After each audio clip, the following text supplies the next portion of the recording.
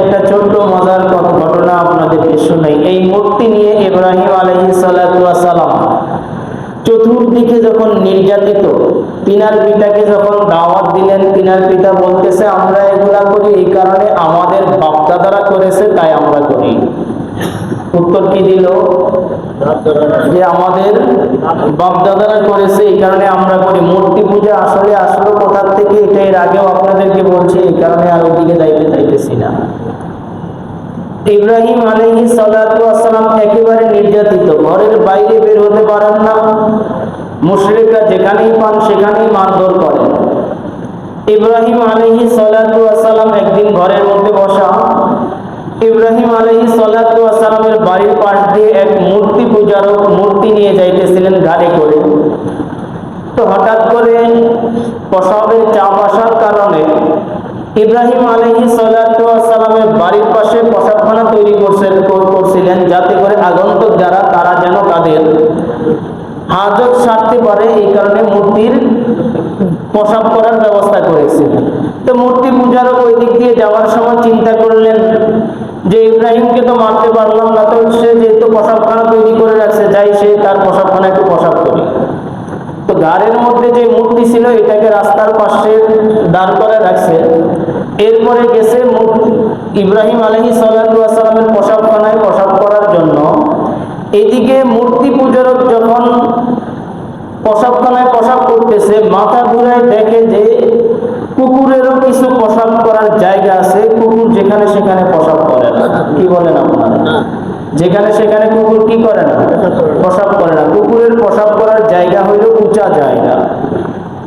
তো মূর্তি পূজক যখন ইব্রাহিমের প্রসাবখানায় গেছে প্রসাব করার জন্য, কুকুরে এসে তার প্রসাব করার জায়গা খুঁজে পেয়েছে উঁচা জায়গা, সেটা হলো মূর্তি পূজক যে মূর্তি রেখে গেছে সেই মূর্তির উপরে এক পা তুলে প্রসাব করতেছে। মূর্তি পূজক এটা দেখার পরে দৌড় দিয়ে আসে, কুকুরকে দৌড়াইয়া এবার বেদম শুরু করছে মূর্তিরে থাপ্পড়, মূর্তিরে থাপ্পড় মারতেছে আর বলতেছে যে আমিও গেলাম প্রসাব করার জন্য, তুই কেমন খোদা হইলি রে, তোর গায়ের উপরে কুকুর প্রসাব করতেছে তারে তাড়াইতে পারলি না, আর আমি তোর ইবাদত বুঝি করি? এটা কিভাবে সম্ভব? একটা কুকুর তোর গায়ের উপরে প্রসাব করতেছে, এটারে তুই দৌড়াইতে পারবি না। এই কথা বলার পরে ইব্রাহিমের বাড়ির দরজায় গেছে, ইব্রাহিম আলাইহিস সালাতু ওয়াস সালামকে ডাক দিয়ে বলতেছে ইব্রাহিম দরজা খোলো। ইব্রাহিম আলাইহিস সালাতু ওয়াস সালাম ভিতর থেকে বলতেছে অনেক তো মারলি, আর কত মারবি, মারিস না, আমি দরজা খুলতে পারবো না। মূর্তি পূজক বলে ইব্রাহিম তোমারে মারার জন্য আসি নাই, আমি তোমার কাছ থেকে মগর চিনেন আপনারা? মগর বলতে পারবেন? আমাদের এক সময় যে গরুর হাল চাষ করার পরে জমিনের মধ্যে বড় ঢেল ভাঙার জন্য যে কিছু ব্যবহার করতো না, হ্যাঁ, কুরিশ। তো কিতাবের মধ্যে আসছে যে ইব্রাহিম মারার জন্য আসি নাই, কুরিশ নেওয়ার জন্য আসি। তো করবা কি? আমি যার পূজা করি তারে মারার ভাঙার জন্য আসি। তো আল্লাহ তাআলা হেদায়েত দিয়ে দিলেন। ইব্রাহিম আলাইহিস সালাতু ওয়াস সালামের বাবা দেখলেন যে সন্তানকে কোনোভাবেই থামানো যাইতেছে না, চতুর্দিকে দাওয়াত দিতেছে, এমন কিছু যুক্তি পেশ করতেছে মূর্তি পূজারকরা তার কাছে নত হয়ে যাইতেছে। তো এবার আয়োজন করলেন, বিশাল মেলার আয়োজন করলেন। এর আগেও আপনারা ঘটনা জানেন, সংক্ষেপে বলতেছি। বিশাল মেলার আয়োজন করার পরে সবাই যখন মেলার দিকে গেলেন, ইব্রাহিম আলাইহিস সালাতু ওয়াস সালামকে যাইতে বললেন, কারণ তখন তো 40 বছরের যুবক। আয়োজন করলো এই কারণে বড় মিয়া তো বুদ্ধি দিয়ে দিছে। বড় মিয়াকে জোরে বলেন, বড় মিয়াকে? ইবলিস। ইবলিস বুদ্ধি দিল যে মেলার আয়োজন করো, যুবক মানুষ, ওই জায়গায় যত নর্তকী আছে এদেরকে ছেড়ে দিবা, গায়ের সাথে একবার বাড়ি খাইলে ঈমান নামের যে দৌলত আছে এটা চলে যাবে। পরিকল্পনা। তো ইব্রাহিম আলাইহিস সালাতু ওয়াস সালাম তো আল্লাহ তাআলার পয়গম্বর, আর পয়গম্বরদেরকে আল্লাহ তাআলা কোনো সময় গুনার দিকে নিয়ে যায় না। ইব্রাহিম আলাইহিস সালাতু ওয়াস সালাম বলতেছে ইন্নী সাকিম, আমি অসুস্থ, আমার দ্বারা সম্ভব নয়, আমি যাইতে পারবো না। কোনা যাইতে হবে। এক পর্যায়ে ইব্রাহিম আলাইহিস সালাতু ওয়াস সালাম গেলেন না, বাড়িতে বসে করলেন কি, মূর্তি পূজারকরা যেই জায়গায় মূর্তিকে রাখতো ওই জায়গায় ঢুকে সমস্ত মূর্তি মূর্তিগুলার হাত পা ভেঙে সবচেয়ে বড় যেটা ওই মূর্তিটার ঘাড়ের উপরে কুড়ালটাকে তুলে রাখছে।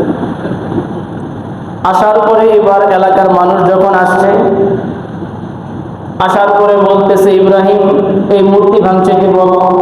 ইব্রাহিম বলে, আমার কাজ না, এটা আমি করি নাই। কে করছে বলো, কে ভাঙছে? তো ইব্রাহিম আলাইহিস সালাতু ওয়াস সালাম কি বললেন? আল্লাহ তাআলা সেই কথাটাকে কোরআনে কারীমের মধ্যে বলতেছেন, ক্বালা বাল ফাআলাহু কাবীরুহুম। ইব্রাহিম আলাইহিস সালাম বললেন, বাল ফাআলাহু কাবীরুহুম, এদের মধ্য থেকে বড়টা যেটারে দেখতেছো এই কাজটা তার। আসলে ইব্রাহিম আলাইহিস সালাতু ওয়াস সালাম কি এই জায়গায় মিথ্যা কথা বললো? তাফসীরের মধ্যে লেখে যে ইব্রাহিম আলাইহিস সালাতু ওয়াস সালাম এখানে মিথ্যা কথা বলে নাই। কারণ এই কারণে মিথ্যা বলে নাই, বলছে বাল ফাআলাহু কাবীরুহুম, তাদের মধ্য থেকে যে সবচেয়ে বড় তার কাজ হয়েছে। আচ্ছা বলেন তো দেখি, ওই সময়ের মধ্যে সবচেয়ে বড় কে ছিল? পয়গম্বর। কে ছিল? বলেন না, কে ছিল? পয়গম্বর। তো এবার ইব্রাহিম আলাইহিস সালাতু ওয়াস সালাম বলে, আজা ফাসালুহুম ইন কানু ইয়ানতিকুন। ইব্রাহিম আলাইহিস সালাতু ওয়াস সালাম বলেন, তাকে জিজ্ঞাসা করো, তাকে প্রশ্ন করো, এর কাজটা কে করেছে, সে তোমাদেরকে বলবে। এবার কওমেরা বলে, সুম্মা ইয়াকসিফু আলা রুউসিহিম। ইব্রাহিম আলাইহিস সালাতু ওয়াস সালাম যখন তাদেরকে বললেন, তাদেরকে প্রশ্ন, কাকে প্রশ্ন করো, কে এই কাজটা করেছে, তাদেরকে জিজ্ঞাসা করো। ওই জায়গার মধ্যে যারা বড় বড় মূর্তি পূজারক ছিল, এরা তাদের মাথাকে নিচু করে রাখছে। মাথাকে কি করছে? কেন বলেন না? কারণ কি? কারণ এরা জানে যাদেরকে জিজ্ঞাসা করার জন্য বলতেছে, যাকে সে তো বলেন কথাই বলতে পারে না। আর যে কথা বলতে পারে না সে কোনোদিন এটার উত্তর দিতে পারবে? লাকাদ আলিমতা মা হুয়া লা ইয়ানতিকুন। ইব্রাহিম আলাইহিস সালাতু ওয়াস সালাম বলেন, যারা কথা বলতে পারে না তাদেরকে তোমরা কেমনে পূজা করো, কেমনে উপাসনা করো? এরা তো কথাই বলতে পারে না। তো ইব্রাহিম কিতাবের মধ্যে লেখে, ইব্রাহিম আলাইহিস সালাতু ওয়াস সালাম ওই কথা বলার পরে সেখানে অর্ধেক মানুষ কালেমা পড়ে মুসলমান হয়ে গেছে। অর্ধেক মানুষ কি হয়ে গেছে? কালেমা পড়ে মুসলমান হয়ে গেছে। ইব্রাহিম আলাইহিস সালাতু ওয়াস সালামের বাবা যত প্রকার হুমকি ধামকি দিল, কোনো হুমকি ধামকি কাজে হয় না। এবার চিন্তা করলো, আমার এই ছেলেরে যদি ভালো পথে আনতে হয়, আমাদের লাইনে তাকে আনতে হয়, তাহলে আমাদের যে বড় খোদা, যাকে আমরা খোদা মানি, তার কাছে নিয়ে যাইতে হবে। সে তাকে নিয়ে আসতে পারবে এই লাইনে। সবচেয়ে বড় খোদাকে তাদের নমরুদ। কে বড় খোদা? কাকে মানত? আচ্ছা, নমরুদ নিজেকে খোদা দাবি করলো কেন? গত সপ্তাহে বলেছিলাম। কত বছর রাজত্ব করেছে? 400 বছর। কত বছর? কথা বলেন, কত বছর? 400 বছর রাজত্ব করেছে। 400 বছর রাজত্ব করার পরে এবার নিজের খোদা দাবি করতেছে। তো নমরুদের কাছে যখন ইব্রাহিম আলাইহিস সালাতু ওয়াস সালামকে নিয়ে গেছে, কিতাবের মধ্যে লেখে যে তৎকালীন সময়ে সবচেয়ে কালো মানুষ ছিল নমরুদ। কে সবচেয়ে কালো? কে ছিল? এত কালো ছিল যে মানুষের সামনে বের হইতো বোরকা পরে। তো চেহারা একেবারে বিকট ছিল, দেখার মতো ছিল না, বের হইতো কি পরে? বোরকা পরে। তো ইব্রাহিম আলাইহিস সালাতু ওয়াস সালাম, মজার বিষয় হইল, যখন ইব্রাহিম আলাইহিস সালাতু ওয়াস সালামকে নিয়ে গেল, নিয়ে যাওয়ার পরে আজরকে বলতেছে যে, আব্বা আপনার খোদা কই? কারণ খোদা তো তাদের বোরকা পরা। তো খোদা কই? কই তো সামনে বসে আছে। তো তোমার খোদার একটু বলো না, মুখটা সরাইতে, মুখটা দেখি তোমার খোদা কেমন, দেখতে কেমন। যেই মাত্র মুখ সরাইলো, ইব্রাহিম আলাইহিস সালাতু ওয়াস সালাম বলে, ও মা গো, এটাই বুঝি তোমার খোদা? এত কালো? নমরুদে বলে, এই তো আমার বেইজ্জতি করলো। তো নমরুদের সাথে ইব্রাহিম আলাইহিস সালাতু ওয়াস সালাম কথা বলতেছেন। নমরুদের পাওয়ার আছে, পাওয়ার দেখাইতে হবে না? নিজে যে খোদা সেটা বুঝাইতে হবে না ইব্রাহিমকে, যে না তুমি যে যার ইবাদত করো সেটা না, আমি হইলাম খোদা, এটা বুঝাইতে হবে। তো ইব্রাহিম আলাইহিস সালাতু ওয়াস সালামকে প্রশ্ন খোদার পাওয়ার কি আছে বলো? এই খোদা কি করতে পারে? ইব্রাহিম আলাইহিস সালাতু ওয়াস সালাম বলেন, ইয ক্বালা ইব্রাহিম রাব্বিয়াল্লাযী ইউহয়ী ওয়া ইউমীত। ইব্রাহিম বলে আমার খোদার পাওয়ার হইল, আমার খোদা মুর্দাকে জিন্দা করতে পারে, জিন্দাকে মুর্দা বানাইতে পারে। আল্লাহ পারে কিনা? কথা কয় না, পারে কিনা? এই ডিম জিন্দা না মুর্দা? দেখি আপনাদের কতদূর পারেন আপনারা। ডিম জিন্দা না মুর্দা? অনেকে সন্দেহ করতেছে যে আসলে কি জিন্দা না মুর্দা, কোনটা বলবো যদি ভুল হয়। ডিম মুর্দা কি বলেন? ডিম কি মুর্দা? আচ্ছা বলেন মুরগি জিন্দা না ডিম মুর্দা? এবার এটা আর বলতে রাজি না যদি ভুল হয়। এই মুরগি জিন্দা না মুর্দা? কথা কয়। তো জিন্দার ভিতর থেকে মুর্দা বের হয়, মুর্দার ভিতর থেকে আবার। এবার বুঝছেন আমার কথা? মুরগি জীবিত কিন্তু ভিতর থেকে বের হয় কি মুর্দা। কি বের হয়? আবার ডিমটা মুর্দা, তার ভিতর থেকে বের হয় কি? আরো জোরে বলেন। এই কারণে কবি বলেন মুরগাকে আজ বয়ে যাবে রু আয়া দুরুজি তলাবাদ আদমি জাদানা দারদ খবর আকল তমিজ। তো ইব্রাহিম আলাইহিস সালাতু ওয়াস সালাম বলে আমার খোদা জিন্দাকে মুর্দা বানাইতে পারে, মুর্দাকে জিন্দা বানাইতে পারে। নমরুদ বলে এই বুঝি তোমার খোদার পাওয়ার? এটা তো আমারও পাওয়ার আছে, আমিও পারি। কেমনে তুমি পারো? জেলখানার আসামি, ফাঁসির আসামি যে, তাকে ডাক দিলেন, বললেন যাও তোমাকে মুক্ত করে দিলাম। আরেকজন মুক্ত মানুষকে ডেকে এসে তাকে হত্যা করে বলে দেখো আমিও জিন্দাকে মুর্দা করতে পারি, মুর্দাকে জিন্দা বানাইতে পারি। এটাই নমরুদ কি দেখাইলো? নিজের পাওয়ার দেখাইলো। বলে না নিজের কি দেখাইলো? এবার নিজে বলতে পারে ইব্রাহিম আলাইহিস সালাতু ওয়াস সালাম বলে আচ্ছা ঠিক আছে তুমি তাহলে মুর্দারে জিন্দা বানাইতে পারো, জিন্দারে মুর্দা বানাইতে পারো। হ্যাঁ, ইব্রাহিম আলাইহিস সালাতু ওয়াস সালাম আসল জায়গায় হাত দিয়েছে। قال إبراهيم فإن الله يأتي بالشمس من المشرق فأتوا بها من المغرب فبهت الذي كفر। ইব্রাহিম আলাইহিস সালাতু ওয়াস সালাম বলে আমার মালিকের বিশেষ একটা পাওয়ার আছে, আমার মালিক পূর্ব দিক থেকে সূর্য উঠায়। তোমার যদি পাওয়ার থাকে তুমি পশ্চিম দিক থেকে সূর্যটা উঠাইয়া দেখাও। ফাবুহিতাল্লাযী কাফার, একেবারেই চুপ হয়ে গেলেন। বলেন তো দেখি সম্ভব? না। আরো জোরে বলেন না। এটা সম্ভব? কোনদিন সম্ভব নয়। নমরুদ এবার রাগে ঘোষণা করলেন এরে এইভাবে শেখানো যাবে না, একে হত্যা করো। কেমনে? একদিন নয়, 2 দিন নয়, 60 দিন পর্যন্ত একটা আগুনের কুণ্ডলী বানাইলো, সেইখানে 60 দিন পর্যন্ত আগুন জ্বালাইলো। 60 দিন পর্যন্ত আগুন জ্বালানোর পরে এবার ইব্রাহিম আলাইহিস সালাতু ওয়াস সালামকে ওই জায়গায় ফেলবেন। ওই জায়গায় ফেলার আগে বড় মিয়া ইবলিস এসে নমরুদকে বলতেছে নমরুদ ইব্রাহিম পয়গম্বর তুমি যদি সেই জায়গায় তারে ফেলতে চাও রহমতের ফেরেশতারা ধরে ফেলবে, ফালাইতে পারবা না।